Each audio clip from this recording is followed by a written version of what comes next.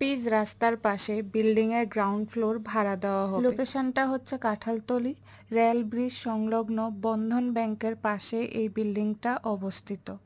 Amtali Khayarpur bypass road থেকে প্রায় 70 metre দূরত্বে এই বিল্ডিংটি অবস্থিত। আগরতলা রেল স্টেশন থেকে প্রায় 400 মিটার দূরত্বে এই বিল্ডিংটি অবস্থিত।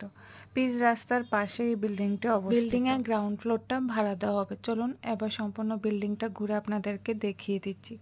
বিল্ডিং এর গ্রাউন্ড ফ্লোরে প্রথমেই রয়েছে করিডোর, 2টা রুম, কিচেন, টয়লেট এবং বাথরুম। মালিক এই গ্রাউন্ড ফ্লোরের রুমগুলি ফ্যামিলির জন্য ভাড়া দেবেন না।